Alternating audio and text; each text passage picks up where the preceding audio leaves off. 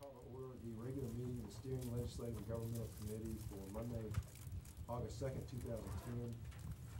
First item on the agenda is we need to approve minutes. Those minutes were included in our box. Any changes to the minutes from our last meeting? Motion to approve the minutes as mailed out. Second. Motion is second. All in favor say aye. Aye. Any opposed? All right, so we'll move on now to new business. We have to, first item, fill 2 vacancies on the Codes Enforcement Adjustments and Appeals Board. We have received 2 applications for those 2 vacancies. The first application is from Mr. Joseph Machado, a resident of District 7. He has already served 3 years on the board. This would be a reappointment for a 2nd term. And we've also received an application from Robert Warren, a resident of District 4. He has served 4 years on the board, and this, of course, then too would be a reappointment.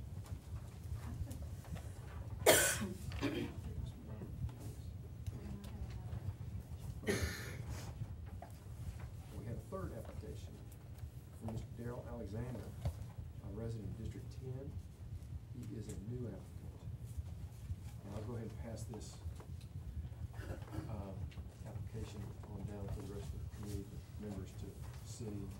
While I'm passing that down, what we'll do at this point is we always like the applicant to give the applicants an opportunity to address any comments that they might have to the committee. So we'll just go in order here. Mr. Machado, anything you'd like to add to your application or address the committee about? Well, other than, I've already served on the board, and I've also worked in maintenance at Nissan for 27 years, and actually I've been in maintenance all my life, and I've dealt with codes and all type of OSHA requirements and whatever, so I feel like I'm qualified. All right. Thank you. Any questions for Mr. Machado? All right, Mr. Warren, I don't think he's here tonight. Okay, for Mr. Alexander, here. Well, then we have 3 applications. Do we have a motion on those appointments? Motion to accept all 3 and vote on 2. Second. Motion and second. All in favor say aye. Aye. Aye. Any opposed? All right. All 3 have been nominated. If you would, vote for 2 when your name is called.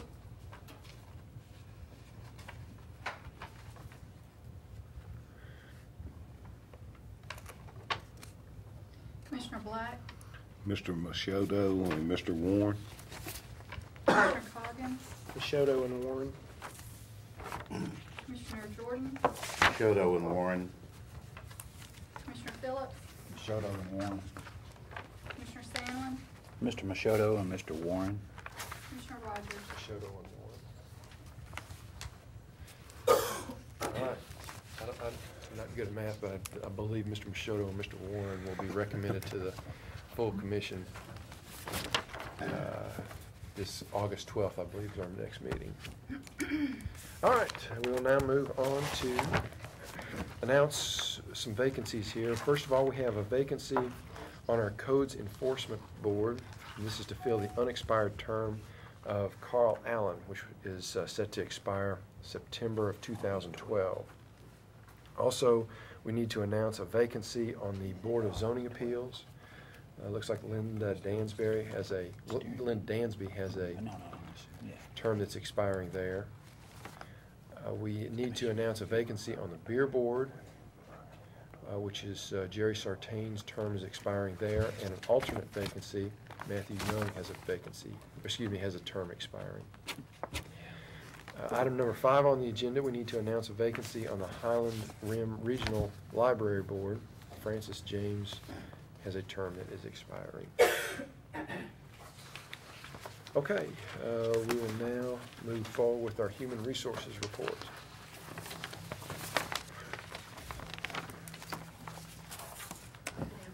Good evening. Good evening. How's Dan? Doing great. We didn't get to meet in the first quarter. It kept getting postponed whenever I was going to be able to come in. bring a copy of the report and just a couple of highlights for the first quarter. We had 243 applications for 11 positions in 8 different departments. The turnover rate versus first quarter of 2009 was 1%. Our unemployment claims were down. Last year, same quarter, we had 40 claims. This year we had 29. But the decline in the dollars was minimal because the federal government is allowing people to stay on longer and longer and longer, and some of our higher paid positions are the ones that are currently on there. So we didn't see a huge reduction in the dollar amount, but a huge reduction in claims. Also, I wanted to make note that we was in the process of completing some online modules, training modules, since it was very difficult for us to get out to the departments, and we wanted to make sure the departments had some kind of tool that if their employees needed something. We've got 30 modules, the outlines for 30 modules completed as of the first quarter, just the outlines, but in the second quarter we actually have some that are live. So that's all for the first quarter 2010 report. Are there any questions?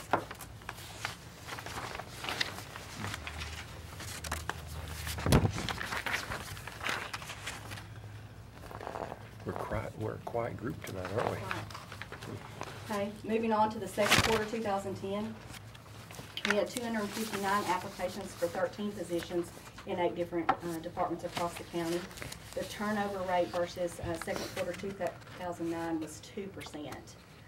Some of the activities that we've got going on in our Get Retrofit program, we have a Walking for a Week contest, and the people who log the most miles, we have 1 week for County General and 1 week for the Board of Education. So we have a contest going on for that. We also have another contest. It's called Rename the Wellness Program Contest, and you win a cruise, and that begins in August. And the cruise, it's a voucher. You can actually use it for any vacation you want, but that was donated to us to rename our wellness program from Get Retrofit to something that encompasses total wellness, not just exercise. Is that a cruise at Percy Priest Lake? Will this be Mississippi something, River, no. will this be something like every year that you'll change the name of it, or this just want something a little more fitting, I guess, or something that works better? Right. Well, when the Get Retrofit was first established, it was really catered towards the Biggest Loser program was what they rolled it out with. And so our problem is that we've had a hard time getting people to think beyond Biggest Loser. We've done lunch and learns on, cancer and stress and diabetes and all different types of things. So we can't get the involvement, and everybody says, well, I just thought we recently had a wellness survey that went out to all the employees, and we got word back on this that most of the people didn't realize that our wellness program, Get Retrofit, did all these things because they thought that was associated with the Biggest Loser. So that's when it let us know that we needed to work towards something different to make people know that it's total body wellness, mind, soul, physical, the whole 9 yards.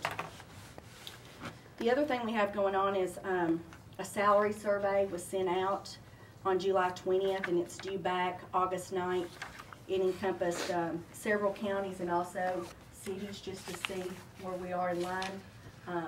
We did some amendments to our job titles to make them fall in line with what other governmental entities were calling their job titles, just so that when we sent these out, we actually got good feedback. So we're hoping to have good results from that. We also made it a smaller survey. Last time we didn't get as good a participation. Some other points of interest, we have an online exit interview. We've already gone through the process of laying out the exit interviews. We currently conduct them, but where the problem is it's sometimes hard when people give a 2-week notice to actually get time off to come and sit with us, or us to interrupt them for some part of their day. So we're missing several of the employees on the exit interview process where we want to get the feedback to see. So we thought that if we had an online interview process that, we might get more participation. So hopefully that'll be out in September. We had an employee survey, which is a follow-up to last year's survey. And it is included, I think I've included it in your packet. We've got one that went to the employees and one that went to the department heads. Some of the questions are the same, but some are tweaked towards the responsibility levels. And we incorporated, per the steering committee's suggestions, the answers that we got from last year's survey. We said, last year you requested that we do this, we did this, so how has that worked for you? So we did that and tailored the questions along that to make sure we got better feedback. So hopefully by the next quarterly report, I'll have the results on that. We've already got 71 responses. So last year I'm trying to think how many we got, 60, I'm thinking 60 something, I can't remember. But we've gotten 71 so far, so better than last year already. The employee handbook revisions, I've already started accumulating those because my goal is that we at least look at the handbook every other year. Technology changes, positions change, all different kinds of things. So we're in, and if there's anything that you can think of that's happened throughout the last 2 years that we might want to look at, please let me know. I've tried to make note of them as they've come up. The next audit that we have in the department is an audit of the exempt and non-exempt status employees, just to make sure that their status is correct for the position that they hold, and that hopefully will be completed in October. Of the modules that I mentioned from the first quarter report, 8 modules are actually live. You can go on the internet, on the Human Resources site, and look at training, and it shows you the ones that are live and also the titles of the ones that are coming. There's leadership, and there's also ones for employee development as well. The only other thing that I have on this is it's time for me to write my performance review and also to be critiqued by my supervisors and Mayor Burgess. So if there are any comments that you would like added to my evaluation, please send those to me. I'd be happy to hear those. Just wanted to show you just some examples real quick of some of the things that we've had going on. This is the wellness newsletter is going to be going out quarterly. It's really good information. We're going to start incorporating the safety as well. So we're trying to cut down on the number of things we send out to the employees, because we asked on something not too long ago, who are the top 3 people that email you, and Human Resources was at the top of the page. So we don't know that that's a good thing or a bad thing. So we wanted to make sure that we reduced the amount of paperwork that was going out, so we're trying to combine things together. That was one of the things. It's a newsletter going out, coordinated with the EAP, revolving around the time of the year, also the events that are taking place. Back to school was in the summer one, some examples for that. Retirement Lunch and Learn is one of the things we're doing. Ted Beatty is actually going to be doing our next Lunch and Learn on August 17th on retirement planning. Nationwide, 457B, helping retirement. We sent out a retirement readiness report just for people to look at to see, you know, have I done what I need to be prepared. When the flood came out, we got together with the EAP and sent out some disaster tips for the employees if they were affected by the flood, and some places to call, set up some webinars, and this is all the leadership modules that we've got set up. So we're really moving along down there. I brought with me tonight, if they don't mind, I ask, I don't do this, they do. They just make me look good. So I want them to get public recognition. Kelly Perry came to us while she was an intern. She came to us and worked through her internship, stayed on part-time, and she's now the county's wellness coordinator. So she puts together a lot of this stuff, the wellness, and so we're happy to have her. Lindsay came as an intern as well.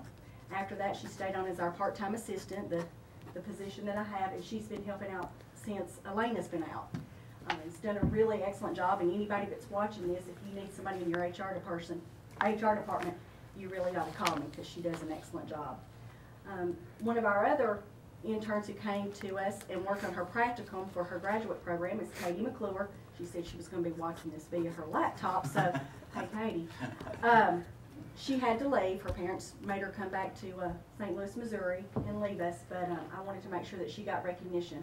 Also, we've had a health and wellness intern that came and worked with us for a while, and she worked on calendar events. Her name was Alicia May, and she worked on calendar events for special promotions, worked on recipes, activities, helped us get some of the things together for the employee appreciation. And we currently have 2 interns right now who are working through the summer program, and that's Mia Drudge and Katie Usberg. Oosbergy. I always say it incorrectly, but I wanted to make sure that they got recognition because they helped me so much. And in all honesty, I couldn't do it without the good people behind me. So Good job. Thank you very much.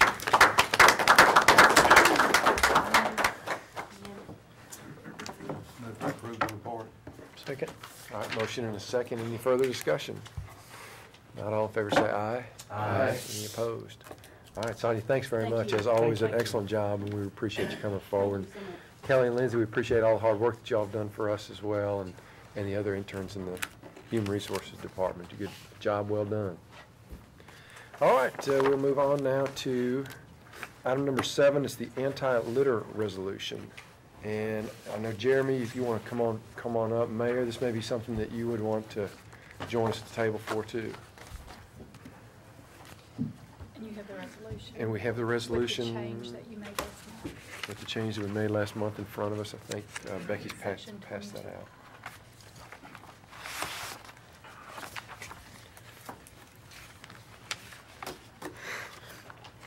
We have made the change to section 22. Jeremy, you, Read those to Tim. okay.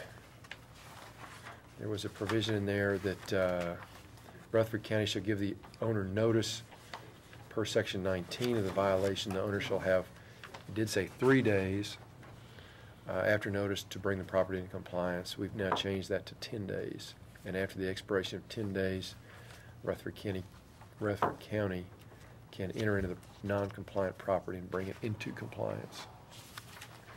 Was that the only change then that was made? Yes, sir, that was the only change. Okay. Discussion on the anti-litter resolution.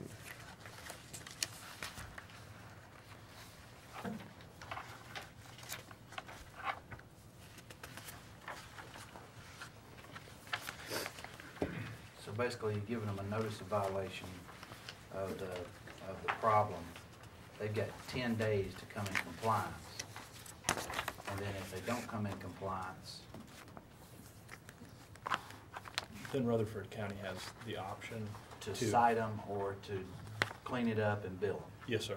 Okay. And so each separate day, the way this is drafted is going to be, each separate day would be a separate offense, and that would be at $50 a day. Or the option is the county's as to whether or not to enter onto the property, clean it up, and in that instance, whatever the cost of cleanup will be assessed against the property owner.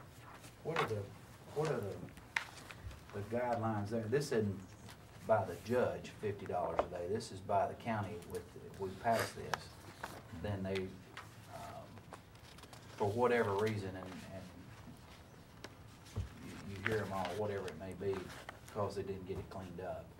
But it starts being counted on the 11th day. That's the first day. Yes, sir. Yes, sir. It starts counting on the 11th day. Mhm. Now, the thing is, this is a civil penalty. Right. So it is assessed by the county, but in order to have it as any kind of final thing, that it requires us to go to general sessions unless it's paid prior to the court date. So this requires a court mechanism as far as to get the judgment. So then after 60 days, then we would clean it up, I guess, and then bill them or put it onto their property or lien or whatever, I get, well, on their taxes or whatever. Is that? That's limited to if we elect to go onto the property and clean it up. Mhm. And that 60 days is after we've cleaned it up and we've sent them a bill and said, hey guys, it cost us $425 to clean up your property. You need to pay it within 60 days. If they don't pay it within 60 days, that is when we take that bill that we sent them and we go down to the county clerk's So office. basically, the 11th day, we can either cite them or clean it up. Yes, sir. The county can. Sir. Okay. And if there's leniency given, then it's given by, I guess, the building codes department. David and them, are they the ones gonna enforce this? Yes, in all probability. We have even more flexibility. It doesn't have to be them, but that's who it will be initially. Yeah, because I don't think you want the phone calls in the mayor's office. So, okay. I think what, Go ahead. Well, has David given his feedback on this? Yeah, he knows as far about as this, the yeah. enforcement part Right. and being able to, is this gonna, does he feel like that's gonna work in his department and I mean, or of course, he's gonna make it work, I guess. That's certainly, yes. Yeah. I think the planning department has an ordinance that relates to, I think it's residential property that's overgrown, it's a platted lot, and if it is not in compliance, then the county will cut that grass and add the bill, if I'm not mistaken, to the tax roll. Is that right, Josh? Yes, what the resolution Come on says up, is Josh, you if you don't record, mind, so we can, record the lien against the property in the registrar's office, and then that lien can be collected in the same manner as taxes are collected. This is different than that. Yes, sir, this is different. It is different. This applies against the property, it's a lien against the property specifically, and if there's any transfer, that any residual is supposed to pay in the order of superiority the liens. It's supposed to satisfy the lien. If it's not completely satisfied, it remains as a lien against that property in perpetuity, really, until it gets satisfied. I got a question. In this ordinance as well, I know some of the rural commissioners can feel no pain. Burn out houses. I know right now, I think David has got, some of them's taking a year or more. Is something in there that can help them on this as far as tearing it down, so maybe being unsafe I think you'll have to refer to the, or nuisance? you'll have to refer to the definitions section. I had not really anticipated that being the use, but litter is defined as garbage, refuse, and rubbish, which is also further defined. And so I don't think that there is a definition on here that deals with that specific instance of a burned down house. It's potentially it could fall under one of these definitions, but I am not aware of anything that captures a burnt out house. I know he's had them problems in the past, and then there's one in my district right now that he's had to deal with, and the neighbors are having to deal with. And I'm just wondering if there's a mechanism we could give them some more teeth that will get that out. Don't we have that already? Because I know we've taken bids on demolishing and taking those houses out already. There's a dilapidated building resolution that exists that does allow David to deal with dilapidated and burned out buildings in certain circumstances. I don't know specifically the situation you're just talking about. I do know David runs into some issues periodically with burned down houses in particular because there may be insurance claims involved, and sometimes that creates some delay where the insurance carrier is doing some investigation on claims and things like that. I don't know if that has anything to do with your Well, he said particular there's been instance. there's been some cases where it's taken a year to get to that point to be able to, Yeah. and it's sitting in the neighborhood and stuff. Yeah, there is, and I don't have it in front of me. I But, had a similar complaint, yeah, Lake Brook subdivision, a garage, and it's tied up in the insurance right now. They fight. We do have that tool in the toolbox. It may take us a little longer than we need to get. I know he's finally got 2 of those taken care of. I don't know if it's the one you're talking about. You need to let me know which one it is so we can follow up on that. Panther Creek Road. Yeah, I don't know about that one. I don't know. I don't think he took bids on that one. That one is entailed with probably multiple lien holders. I offered to clean that up, but I can't get the owner to deal with that. I think this one can get confusing enough.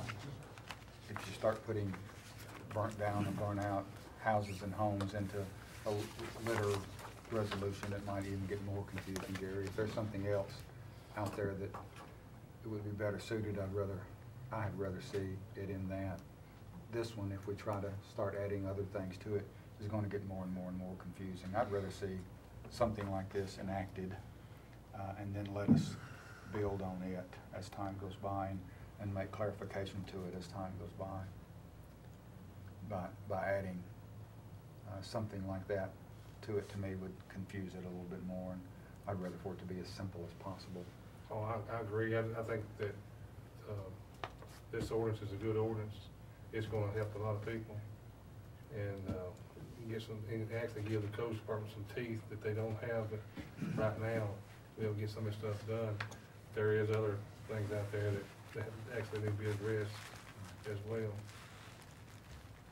Like, more than one car sitting, run down, broke down, you got, 3 or 4 cars. That's actually gotten better over the last It 10 years. has. It's much better.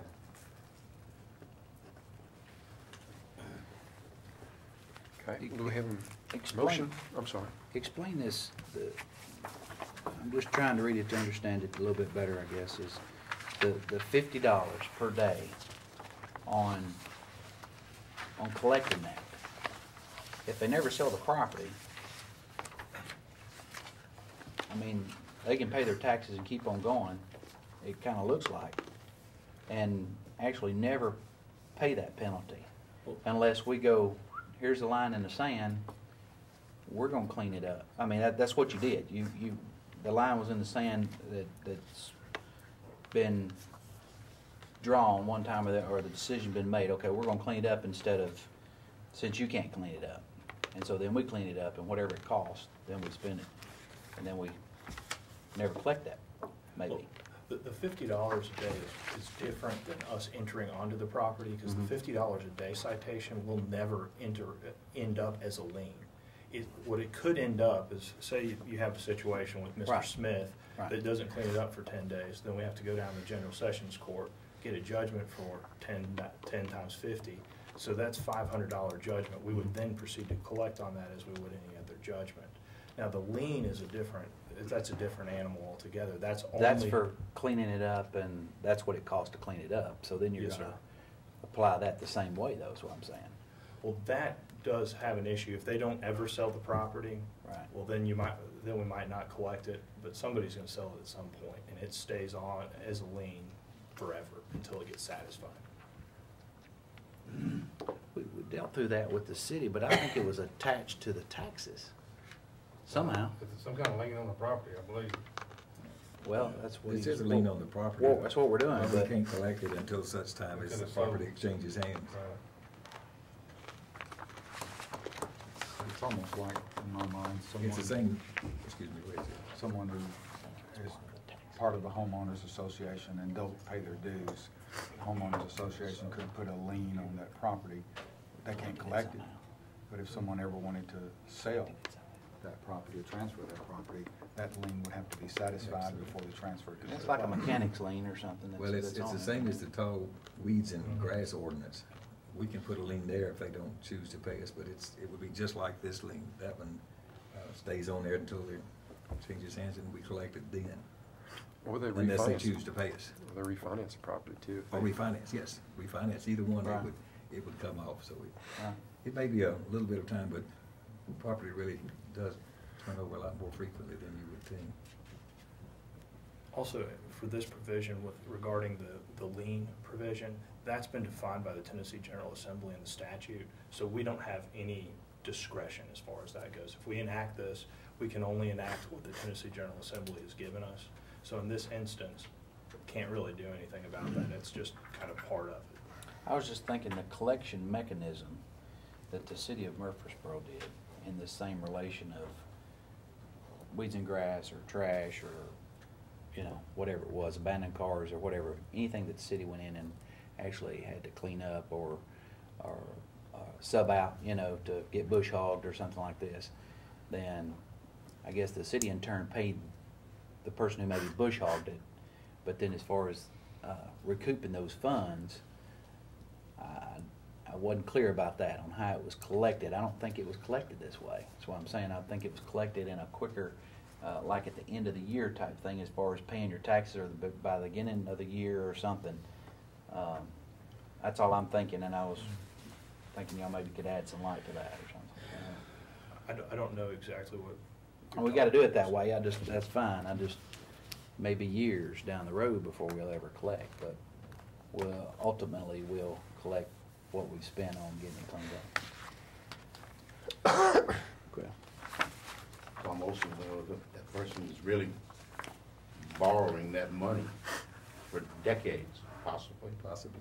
I mean, that's just another way of looking at it. Interest-free, might add. But we got to do it that way. Eventually, it'll be paid. Motion to approve. Second. All right, we have a motion to approve and a second. Any further discussion? This, we say yes, it's going to go to the full commission on the 12th. Yes, sir. All right. If there's no further discussion, then all in favor say aye. Aye. Any opposed? All right. We'll forward that on to the full commission. Mr. Chairman, has this been communicated with the other commissioners in any way? I don't remember whether we put this in that box or not, but I don't believe it has. Mr. Johnson, he says he hadn't got a copy, so we will put it in the box for them. Another good idea to get it out to them, maybe with the agenda or something, so that they can take a look at it. All right, we'll move on now to uses of right under zoning resolution. This is something that was, I think, addressed at our last steering committee meeting. Just to kind of remind the committee, the zoning ordinance, there's been kind of a, I guess what I would say would be a weakness in the zoning ordinance identified, and in my opinion, that allows religious institutions as a matter of right to locate in residential subdivisions. And Commissioner Sparks presented a proposed resolution in our last meeting that I think was to the effect of referring that issue to the Planning Commission for study and possibly excluding religious institutions from residential zoning as a matter of right. And so I think the committee was a little uneasy about just passing that resolution without any further consideration. So I think we asked the county attorney's office to review the resolution, provide us with some thoughts there, and then we can consider it and talk about it a little bit further. And I guess, Josh, are you here to talk about that tonight? Mm-hmm. Okay. Yes, sir. Josh, if you want to go ahead and take over, and Sure. anything I left out. I can, I'll address specifically what our office addressed, and I provided you a memorandum previously addressing the issue. Really, our review was somewhat limited at this point because there's not an actual amendment to the zoning resolution proposed at this point for our review. So we took the question as posed at the previous meeting to be basically two parts. Number one, is it possible to amend the zoning resolution in order to deal with uses of right in some way? And number two, if we do embark upon that effort, are there any laws out there we should be aware of that we should consider? And so we looked at that and addressed those two questions for you, and I'll address them again here. As to the first question, you guys probably know, but the county, through the legislative body, certainly has the authority under Tennessee law to enact a zoning resolution, which you've done, and likewise has the authority to amend that zoning resolution in accordance with the procedures set out in the resolution and state law. So as to sort of the broad question, can we amend the zoning resolution to deal with uses of right differently than we're dealing with them now? The answer is yes. You do have the authority legally to embark on that. Now, in this particular instance, there are, generally speaking, three uses of right, I guess, in our zoning resolution: residential, agricultural, and religious meeting places, I think is the term used in the resolution. And depending upon what the particular amendment proposed might be, it could implicate religious meeting places, which means you should be aware of the Tennessee Free Exercise of Religion Act, which was enacted by the Tennessee General Assembly in 2009 and became effective last July, about a year ago. I cited portions of it for you in the memorandum. But basically, it says that the government should not substantially burden a person's free exercise of religion unless the government demonstrates that application of the burden to the person is, number one, essential to further a compelling governmental interest, and number two, the least restrictive means for furthering that compelling governmental interest.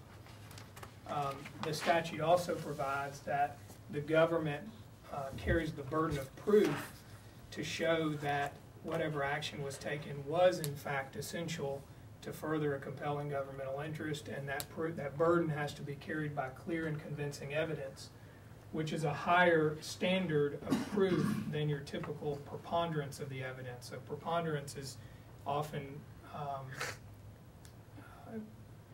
verbalized as being more likely than not, or 51% likely, or something along those lines. Clear and convincing is something more than that. I don't know exactly what it is. The case law doesn't really tell us, but it's something more than preponderance. That to say, not that you necessarily will interfere or violate the statute, but to put you on notice that the statute does exist. And so, depending upon what kinds of amendments are proposed down the pike, if any, to deal with uses of right, and should those proposed amendments affect churches and so forth, this could be implicated. Josh, the definition of itself, religion, Right. seems like it's pretty broad, or it's being used pretty broad. And that's been I guess a topic that's been brought up to me quite a bit. Where is that line as far as religion, non-religion, or, I mean, how can we base our, you can, well, I'll just leave it at that, let you. Well, good. Those are good questions, and you know, I guess I'll answer a couple of ways. First, I'll tell you that there's, as you might expect, lots of Supreme Court cases out there that deal with religion in one way or another, all the way from the Native Americans and peyote cases, all, you know, just running the gambit. Pretty broad, yeah. And so if what you really want is kind of a comprehensive, detailed discussion about what all might be a religion and not, I probably need an opportunity to really address that in a comprehensive way. Having said that, I will tell you that the term is not defined specifically in the Tennessee Freedom of Religion Act. That's not actually the name of it, by the way. It's got an acronym, and I always goof it up. So I'm just calling it the Tennessee Freedom of Religion Act. I got you. But that term is not defined in the act itself. Because the act is new, there's only been one case in Tennessee interpreting the act that came out earlier this year in 2010. It was styled Johnson versus Levy, and it dealt with a person who was put to death by the state of Tennessee, and his widow challenged the autopsy that was to be performed on this deceased prisoner's body, claiming that that it would violate this guy's religious beliefs. And the court, in looking at that issue, concluded that it would in fact violate his religious beliefs, or at least that the government could not prove that conducting the autopsy was essential to further a compelling governmental interest, and thus his body was not autopsied. So you clearly not analogous to our uses of right, but it does give you some insight into maybe the court's interpretation that this statute may be fairly broad.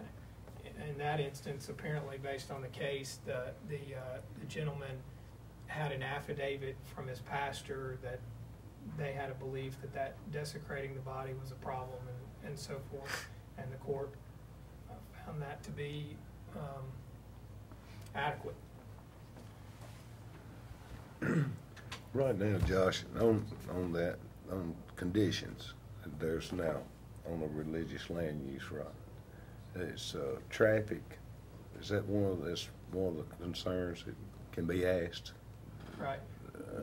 Well, yes, if I understand your question, the way it currently works, and this is true whether we're talking about churches or any, Sure, or I'm any just other throwing that out assembly there, right. use, you know, in a broader context, churches are not singled out in that way. Sure. in our zoning resolution. Any sort of assembly place, whether it's a use of right or otherwise, would eventually have to submit a site plan to the planning commission or the planning department for review. Mhm. And among the litany, I guess, of factors that the planning commission or the planning department could consider would be traffic. Drainage, Mhm. drainage. Yeah. How about affecting other folks' values of their land? No, Huh? I don't think that's Why? in there. What, I don't understand, can't- I don't, I just don't understand that. Yeah. Well, you'll see, I don't know why it's not in there, other than I can tell you that it isn't. And I can tell you that that kind of issue comes up in case law and dealing with zoning, lots of rezonings.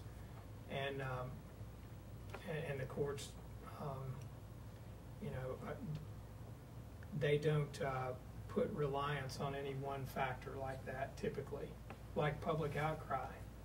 Similar thing. Courts say you're not to look just exclusively to the one element like that and make a zoning decision based on one element.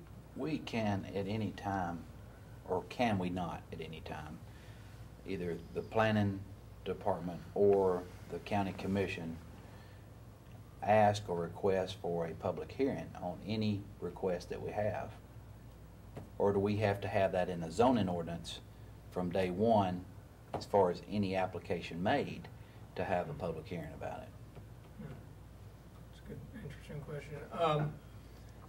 No, I think that the way the zoning resolution is currently set up, that you would not just cherry pick items for public hearing. Either it's set up in advance where particular applications. Well, that's the way they are now.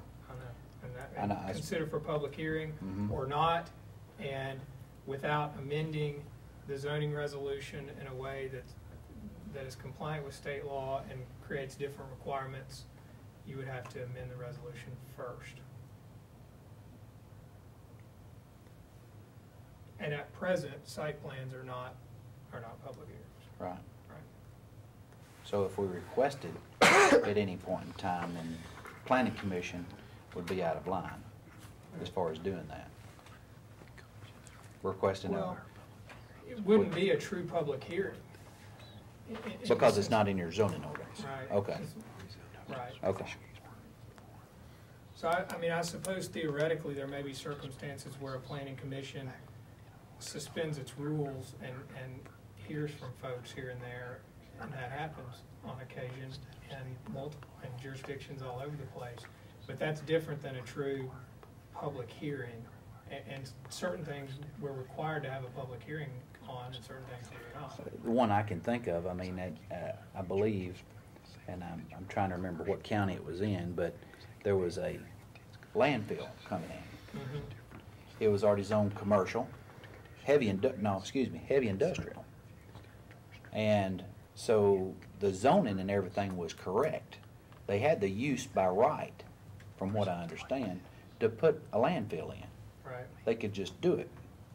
But the planning commission so chose to have a public hearing on it, to feel what the community thought about it. And of course, you probably figure out why, what happened there, but it was, I'm just wondering, there's different cases, there's different, every time, there's Right. different issues, there's different things that come up Right. that may need to happen, but you're saying we need to have that in our zoning ordinance. I think in Ours all, would be conditional use on that, wouldn't it? on what? On the landfill.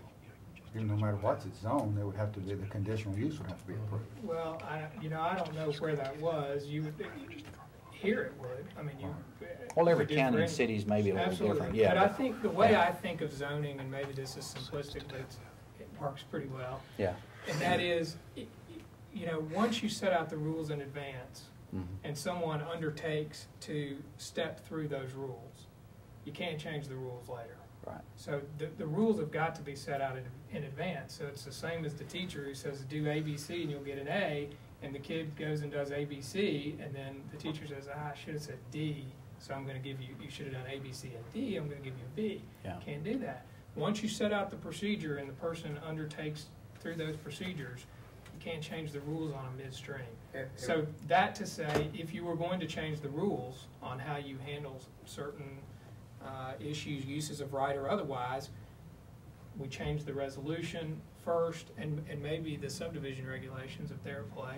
Change Mhm. all of that first, then we handle those land use issues based upon the existing regulations. Right. Right now, Yeah. with the Yeah. comprehensive planning, new design and there is, well, I mean, we haven't adopted nothing yet, right? Oh, Is it any We're way? still in the process, yeah. We're in the process. Yeah, we're still in the process. Going back and revisiting these particular items. Every Yeah. piece of information in the entire zoning resolution will be reviewed Mhm. and substantially rewritten. Mhm. Josh, And is in the process of that. how long is this process on religious site plans, how long has that been in place here in Rutherford County? Do you know? Used by right? It's, I can't say conclusively. I know as long as I've been here, which is 12 years, and this zoning resolution was passed in 1984. I think at least, I think it was in there in probably that '84. long. We I don't think know it's been previously, like but we that. could even confirm that previously, possibly.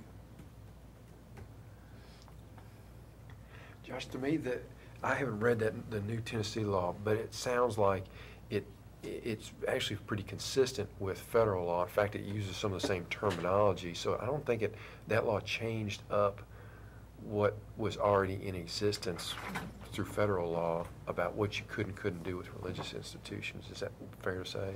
Well, I think there's two changes that are pointed out in the case that I referenced a minute ago. One is, I think, under the similar federal act, which you're right, there's a similar federal act that was created several years back, 2000 or so. I think I cited it in here maybe. But my understanding in looking at it is that the federal law does not have the clear and convincing standard. It's just got the preponderance standard.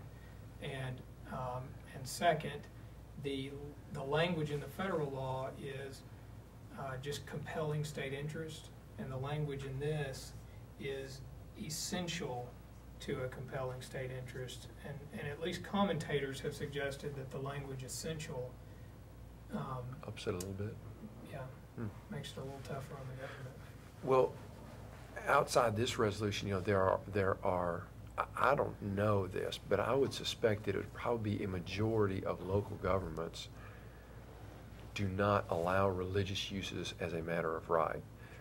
Like the city of Murfreesboro, for example. If you're going to locate a church or a religious institution in a residential zone, you have to get a special use permit.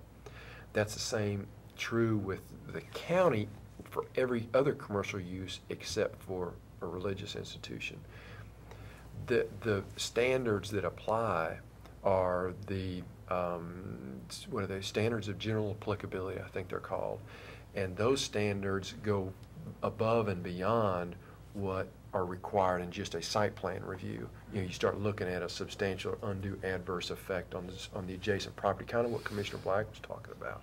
Not specifically dealing with property values, but is locating a church next to or in the middle of a residential subdivision is going to have an adverse effect on that surrounding property.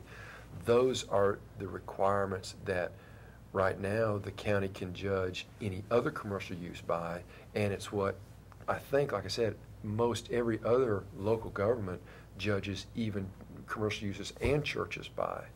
So my question is, if it with the law, the new Tennessee law, and virtually every other local government judging religious institutions and commercial uses by the standards of general applicability, I don't think that there would be any constitutional violation or statutory violation of that if churches were or religious meeting places were dropped into the zoning ordinance as having to adhere to the standards of general applicability. You agree, or? I don't know, to be honest with you. I can't. And I just don't think the law changed it up that much to say now across Tennessee, all of you local governments who have religious meeting places in your ordinance as having to get conditional use permits or special use permits or adhere to the standards of general applicability, Right. that's all out the window. I just would be shocked if that statute did that. But, I mean, maybe it did, but I don't, from what I hear of the language in the statute, I just would really be surprised if that was the result. I can't disagree with you. From what I understood in the planning commission meeting when, Right. in 2000, the law was passed by Congress. All right, in 2009, the General Assembly passed this law, and from what I understood, made the law even more stricter, state law, than what the federal law was. Is that correct? I agree, that was our discussion a minute ago, right? That's my understanding of it as well. Now, whether or not, keep in mind that the applicability of the Tennessee statute is going to be different based upon the circumstances that we're being presented with, or, you know. So when we're talking about other jurisdictions and so forth, if the other jurisdiction already has it set up where a religious use has to meet standards of general applicability, then I think the question would be if a religion or a church or whomever wanted to challenge that as being in violation of this statute, they could attempt that, and they could say, we're a church, we shouldn't have to abide by anything. They could say that. And then the court would review those standards and determine whether or not they are essential to further a compelling governmental interest. And to the extent they are, I think the court would then affirm those standards. And to the extent the court found that any of those do not, the government hasn't met that burden as to any particular standard, I assume they would violate the statute. So it's kind of a grandfathering thing because other municipalities that already hold to special use or conditional use permits, they're kind of grandfathered in, and so now we've got to, if we put it in, then if we make an amendment to the zoning ordinance, then we've got to show these new standards. Well, my view is to some extent, yes. We're postured, we are situated uniquely as compared to many other jurisdictions as a result of the way our ordinance reads with uses of right. So it's not, but that's not to say, I'm not saying you can't deal with it. Right. I'm just saying that I don't know how you can answer the question until we know what is going to be done and what the methodology employed will be, and are we dealing with all manner of similar uses and dealing with them similarly, or are we, you know, how are we identifying all of those things? And I think once that is packaged up, you might be in a better position to evaluate it. The real confusion of the whole thing in my part of listening to the attorney and Right. specialized in religious law or whatever it was. Sam Edwards and George Dean. Yeah, was whatever the religion is, or they say it is, or you say it is, or and apply. We have to basically just the other stuff, the building and all that. That comes natural. That's you know, we're gonna make you get a permit, site plan, do all this, make sure the drainage is right, entrance and exits, egress and egress. You know, everything is right, except for, you know, citizenship doesn't come in play. Can't ask that question. We can't ask, you know, what kind of religion. Not that we want to. There's a lot of different beliefs out there. We're not going to get into that, but there's some religions that are maybe called religions that aren't really religions. Well, certainly the view of Sam Edwards and George Dean not putting words in their mouth, and I hope I'm characterizing what they think correctly, but they seem to have a very expansive view of this statute, that it would be pretty big umbrella was Yeah. their perspective on it. They explained it very clear, I think. Yeah, it would be. Which bothers me. It would be very broad. And the other thing that makes it, I think, challenging from their perspective is that it could come into play at two different portions of the process. Portion number one is you're crafting a rule, a resolution or amendment to a resolution, and you would have to look at the language in that resolution and determine whether you thought it violates this statute. And you might conclude it doesn't. It's facially neutral. It deals with all assembly uses the same, let's suppose. And you could still run into it again in its application, was their perspective. That you might have a neutral resolution, but depending upon how it's ultimately applied, you might still have an issue with this statute as applied. And a good example probably is this case, because in the case, the statute at play was that the coroner could do an autopsy, legally was authorized to do an autopsy of any victim of homicide, and they routinely did autopsies of people who were, I guess, capital punishment is homicide under the law. So they routinely did autopsies of those folks, but as applied, wasn't the rule, I mean, the rule on its face looked fine, but as applied to this particular prisoner, they still found that it violated the statute. So I don't know where this statute goes. I mean, it is what it is. And so going back to my original assignment, it was to tell you whether you could amend the zoning resolution, and if so, what might you need to be aware of. And that's it. That's what you need to be aware of. Do we need to get somebody else that specialized on this particular subject, what we're talking about? If you said you don't know, I mean, I think we desperately need to know on this, in my opinion. But Josh, take them a little bit I further. mean, I don't mean to put you on I'm not throwing no disrespect to you, nothing, Josh. I just think. Let me pose a little bit broader question just to what you were saying there, Commissioner Black. Yes, we can amend our resolution. You have the authority to do that. Now, our resolution is going to require substantial changes and amendments. We know that. And I guess, Josh, it could be a bit of timing here. In other words, if we change this piece of the resolution, do we have enough other foundational things in place in this resolution to make it mesh and interface and come out with something that's basically defensible, I guess is what I'm saying. So this whole set of processes we have here, just because we change this one use of right, do we have the processes in place that will sustain and support these rules of general standards of general applicability, et cetera? I'm just not sure about that. Do you follow what I'm saying here a little bit? Well, I think two things. One, I think Doug's office certainly would need to look at the implication of I mean, we could just change the uses of right, but yes, it's going to implicate all kinds of other aspects of the zoning resolution as it currently exists, and we'd have to look at that carefully to make sure it all works together. And second, just keeping in mind that you're now engaged in a process of looking at the zoning resolution in its entirety. This issue, along with all the other ones, are going to be considered in that process. And so, you know, it may be easier to deal with it in the context of the total document than in trying to just pull one part out and figure out how to change it. Does that address your? It does. I mean, it's a matter of timing. In other words, I'm not sure we can do just the simple changing of this one issue here.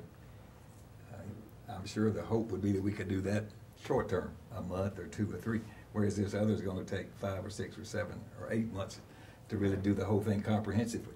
But what I was saying, I'm not sure we can do this and do it properly and correctly and stand the test of a legal challenge without doing it comprehensively. I guess that's my basic concern. Well, A change with the new zoning ordinance would be comprehensive. Very much so. It must be. Because we don't have a standard kind of process, and what we're doing is going to completely revolutionize and change the way we've been doing things. Is it possible for the new zoning ordinance to do away with the use by right, period? Yes, it's possible. I think agricultural, I think that, and some of those things would probably be near on impossible to do away with that right. Agricultural, yes, but what else? What else? But I mean, there's nothing else we have except residential and this But if religious. if we're redoing that whole ordinance, We're gonna change all of that. yeah, and that use by right could be changed in that comprehensive way under the new plan. And that new plan is It's in the works. a year at the most away. That would be the most. I don't think it's that far away. Next spring, probably. Yeah, no later than next spring, if that long. Well, I mean, ultimately, you know, the steering committee, the county commission, the planning commission is looking out for the health and welfare and safety of this community, and that's what we're all trying to do.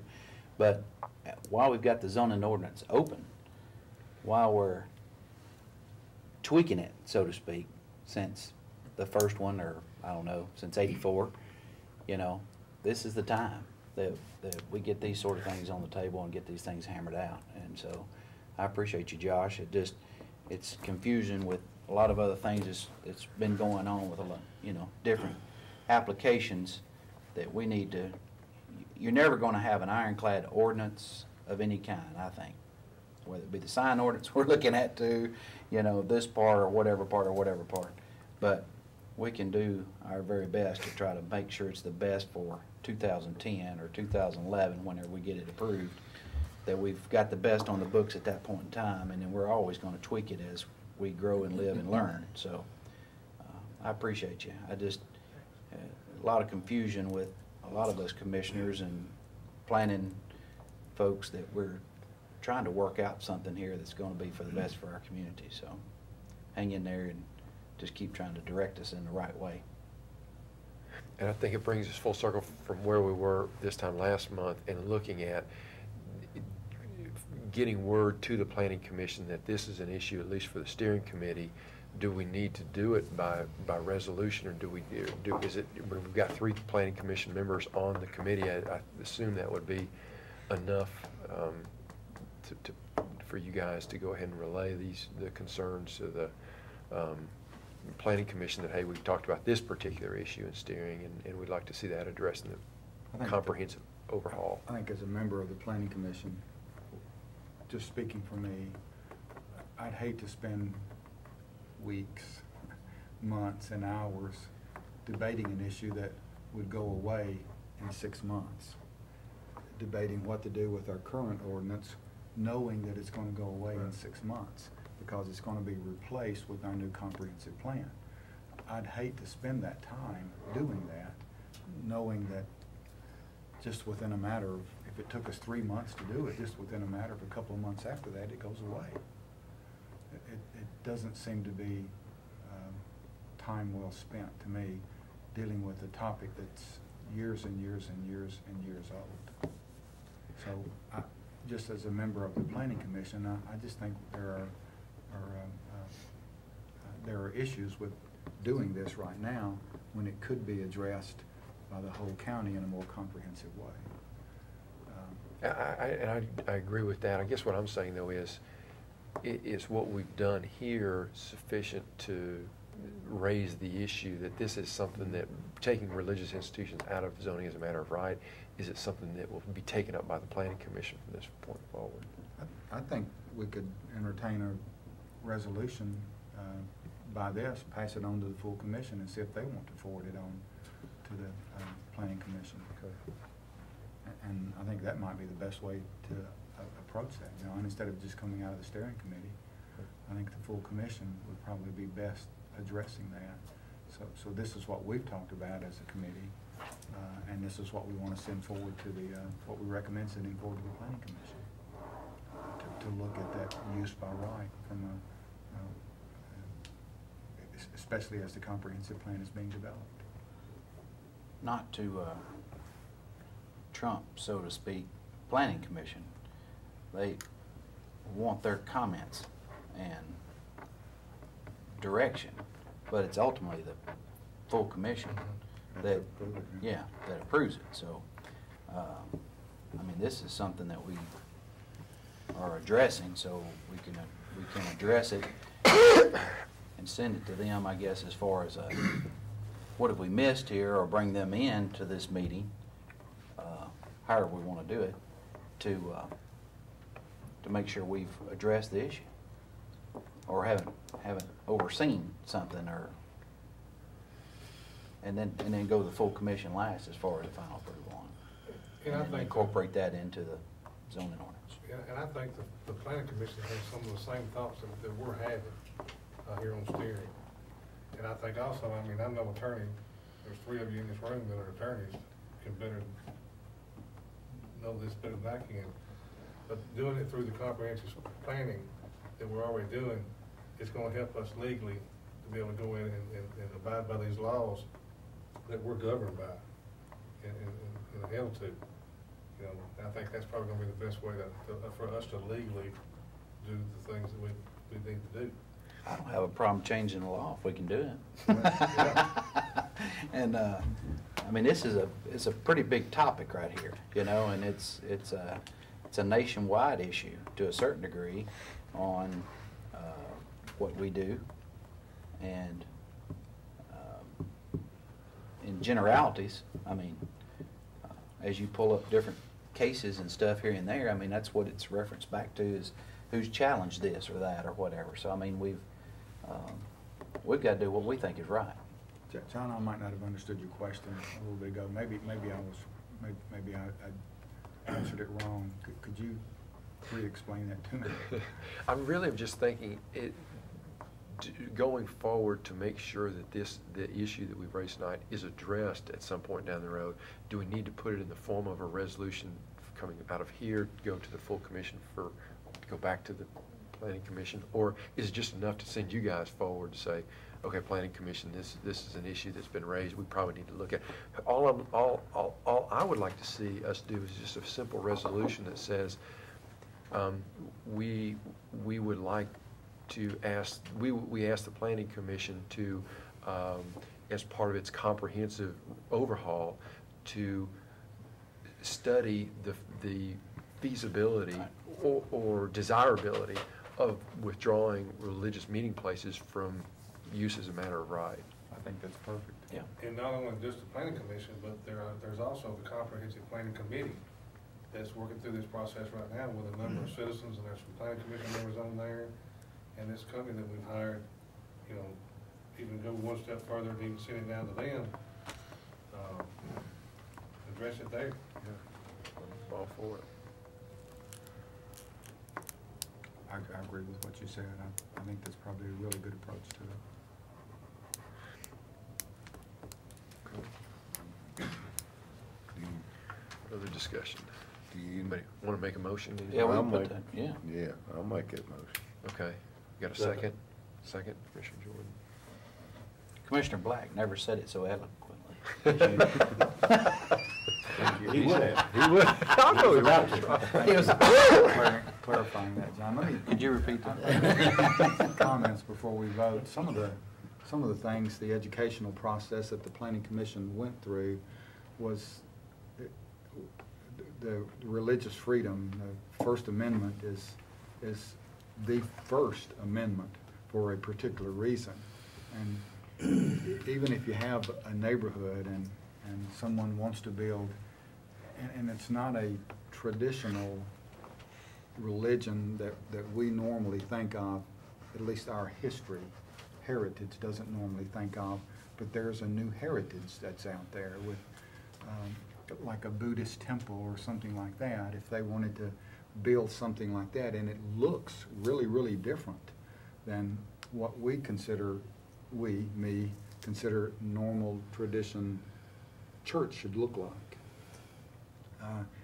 We're going to have some issues with planning, and we're going to have some issues with the new Tennessee law that was passed last year, and the people who addressed that with the planning commission was emphatic about that if it's approved, then you're going to have little say-so in that building process. If you can approve certain things, but, I mean, if that religion has a history of building a particular temple in a particular way, then we're going to always have issues with that.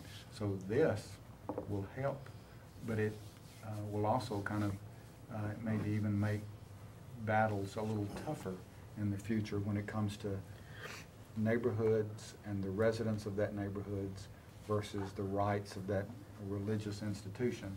So it could really open up something that's going to be actually major battlegrounds in the future, but it might be major battles that's worth fighting if it gives the residents of that particular geographic area a voice as to how they want their neighborhoods to look.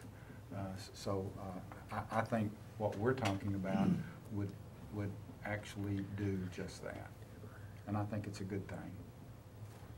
Although might not like sitting through those hours and hours of meetings and listening to all that debate, it ends up being best in our long-term interest to give people, our citizens and us, an opportunity to debate those things. So I think it's a good thing. Absolutely. All right, guys, any further discussion? You want to read the motion? You move to forward to the Planning Commission a resolution requesting review of the desirability of withdrawing religious entities from the use of right in the comprehensive study of the zoning resolution. Forward on to the full commission. Well, it's coming out, it's a resolution coming out of the commission. Yep. Y'all good with that? Okay. All in favor say aye. Aye. Any opposed? All right, we'll forward that on to the full commission then for consideration August 12th. Thank you, Josh, for all that. Yeah, Josh, Thank thank you. you. Thanks for Jerry, having thank you for your help on the anti-litter resolution as well. Thank you, fellas. Till next time. Okay, next item on the agenda, any other business? Mr. Chairman, is this not your last meeting as our chairman? It is. I want to thank you for your leadership, sir. Thank you. I appreciate you. It's been a pleasure working with you guys. I sincerely mean that. Y'all have made this job very easy, very easy. I think I've held it for the last 2 years, and I tell you, man, time flies and you're having fun. As long as Becky's coming back, we're in good shape. Yeah, that's right. Still got the real chair right over here. Hey, I will say this, guys. I think Commissioner Schaefer called me the other night, and he left a message. I haven't had a chance to call him back, but wanted us to have some discussion about placing meeting notices on website and Channel 19, those kinds of things. And so those notices that go out now, and he talked about all the boards. I mean, from the beer board to the road board to everything, all the boards be published on the website and Channel 19, show their meeting times, and I think he talked about the agenda. So I didn't promise him anything, but he asked me to do that, so I'm throwing that out. Do y'all want to have any discussion on that tonight, or you want to? I think that'd be a great topic for our next meeting. I really do. I think it would be a great topic. I think it's a great idea. We've got that TV channel. Any reason we can't do all of that. I don't think so either. The last time we were together, I think I said something about our details in planning commission meetings and perhaps other meetings as well.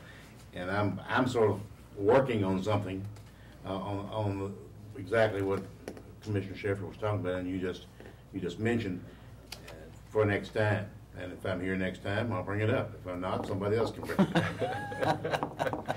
Well, good deal. I'll leave that in y'all's capable hands. Mayor, could you actually put that ball in motion? Oh, yeah. Right now? Much of this is already out there. Okay. But maybe not every committee, every group, but much of it is there. And the agendas, I think, would be really important, and it'd give the public more notice of some things that were going on. Mr. Chairman, we probably need to look at our September meeting. It's scheduled for Labor Day.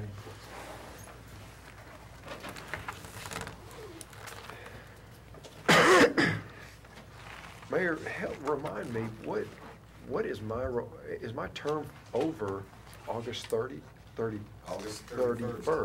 Yeah. So I will not be present for a steering meeting in September. That's correct. Okay. We will not. Okay, so the committee then would not have been We will reappointed. have a meeting on or about September the Right. 1st, and you will select a steering committee. That's all we'll do at that Board of Commissioner meeting, is select a steering committee Okay, the full commission will meet September Right. 1st. somewhere. Okay. Well, yeah. somewhere Thereabouts, around- thereabouts. Thereabouts. I don't know what's the factor. I haven't set that date yet. Well, I think you've got September 1st, we've got whoever is elected has to be sworn in on September the 1st. We're gonna do that. Right. And then that's when the steering committee Is a point. is appointed that night. Okay. And they'll have, Then you will set your meeting date prior to the actual September commission meeting. And you will bring forth, back to that September commission meeting, the committee appointments. Right. And that's most of the business that we will have on that September commission meeting. Mhm. Think it would be okay, or in order to go ahead and tentatively schedule at least a meeting space so that night they'll know which rooms are There are no other available? meetings. There's no meetings in September? Okay. Well, no, not during that time period. Not in those because first you don't week. have your committee set Okay. up yet.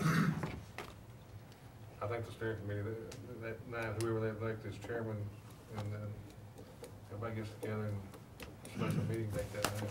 Okay. It's what's been done in the past, you know. Okay, so the short answer is then we don't need to worry about setting it tonight. Okay. Is there a full commission meeting on September 1st? Yes, there will have to be. We'll have to swear everyone in, and you'll have to have that meeting to select the steering committee. That will be the agenda. And the other commissioners would then fill out the forms, Right. request forms for the committee to And sign. that very night, hand that off to the new steering committee, and they'll work that at their next meeting and bring that to the September commission meeting. And that has to be done September 1, the first day of the month, Yes, sir. which is a Wednesday night.